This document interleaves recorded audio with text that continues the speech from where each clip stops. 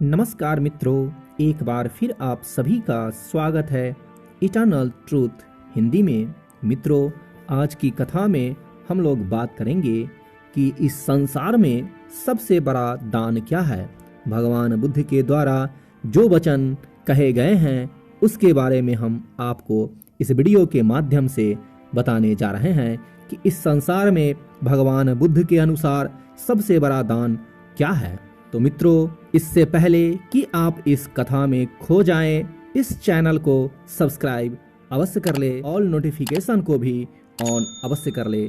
जब भी इस चैनल पे वीडियो डलेगी उसकी जानकारी आपको सबसे पहले मिल जाएगी। तो चलिए शुरू करते हैं आज की कथा को।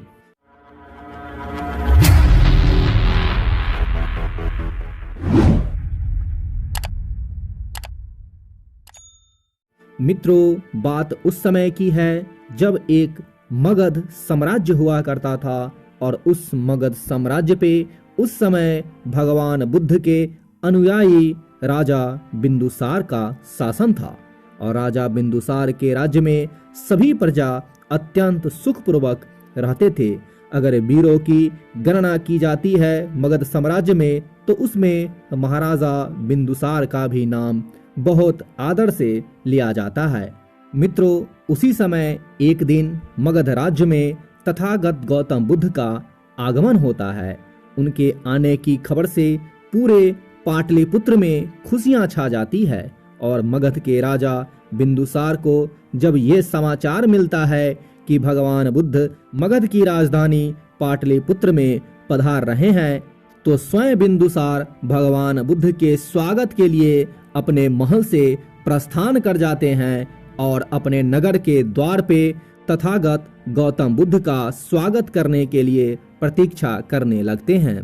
कुछ समय के बाद भगवान गौतम बुद्ध उस नगर में प्रवेश करने के लिए उस नगर के द्वार पर पहुंचते हैं। उसी समय राजा बिंदुसार भगवान बुद्ध के पास पहुंचते हैं और उनके चरणों में अपना सर रख के प्रणाम करते हैं और कहते हैं कि अहो भाग्य हमारे जो हमारे राज्य में भगवान गौतम बुद्ध पधारे। हे प्रभु, आप अपने बहुमूल्य ज्ञान को हमारे राज्य में भी कुछ दें ताकि हमारे राज्य में रहने वाले लोगों का कल्याण हो। इस प्रकार बहुत अनुरोध करने पर महात्मा गौतम बुद्ध राजा बिंदुसार के महल में जाने के लिए तैयार हो गए। मित्रों, उस समय जब भगवान गौतम बुद्ध राजा बिंदुसार के महल की तरफ प्रस्थान कर रहे थे तो रास्ते में अनेकों नर नारियां उनके दर्शन करने के लिए पंक्तिबद्ध खड़े थे और उन पे फूलों की वर्षा कर रहे थे। ऐसा लग रहा था कि नगर में उस दिन दीपावली आ गई हो और चारों तरफ दीप ही दीप दिखाई दे रहे थे और उस दीप की रोशनी से पूरा पाटलिपुत्र जगमगा उठा था। क्योंकि मित्रों, भगवान बुद्ध का जो भी एक बार दर्शन कर लेता उसके मन से सारे पाप निकल जाते, गंदे विचार निकल जाते और उनके मन में अच्छाई बैठ जाती थी।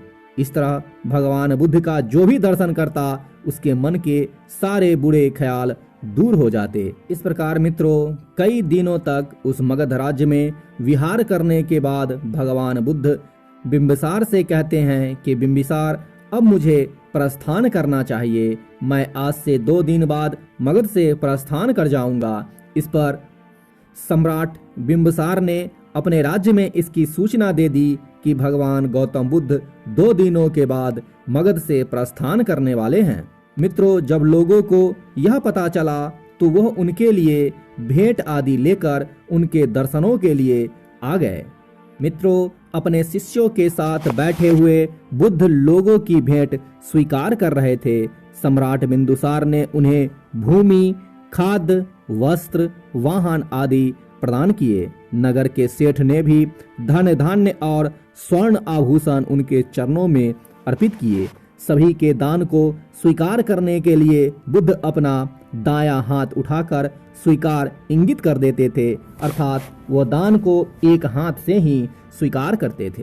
परंतु मित्रों, भीड़ में एक वृद्धा भी थी। वह बुद्ध से बोली, भगवान, मैं बहुत निर्धन हूँ, मेरे पास आपको देने के लिए कुछ भी नहीं है। आज मुझे पेड़ से एक आम गिरा हुआ मिल गया है, मैं उसे खा रही थी, तभी मैंने आपके प्रस्थान करने का समाचार सुना। उस समय तक मैं आधा आम खा चुकी थी। मैं भी आपको कुछ अर्पित करना चाहती हूँ, लेकिन हे प्रभु, मेरे पास इस आधे खाए हुए आम के सिवा कुछ भी नहीं है।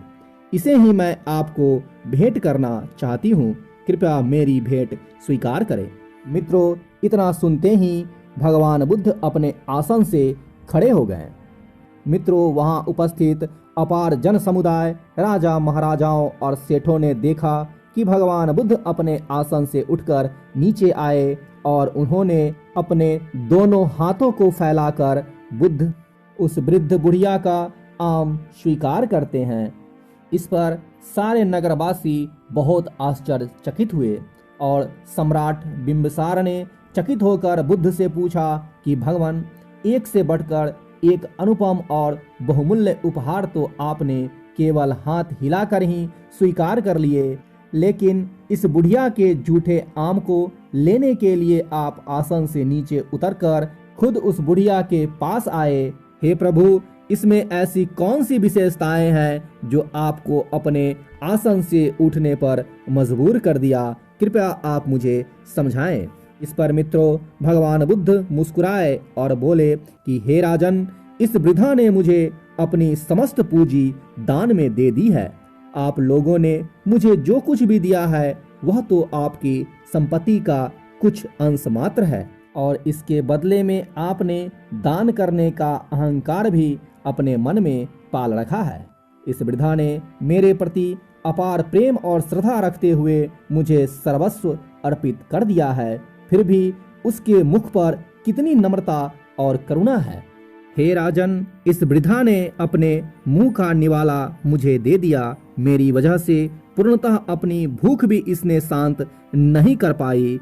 इसलिए हे राजन, अपने मुंह का निवाला देना इस संसार में सबसे बड़ा दान होता है। खुद भूखे रहकर किसी और का पेट भरने जैसा कार्य करना आसान नहीं होता। इसलिए राजन, किसी भूखे को खाना खिलाना पुण्य का काम है, लेकिन खुद भूखे रहकर अपने मुख का निवाला किसी और को दे देना ही सबसे बड़ा इस संसार में दान है।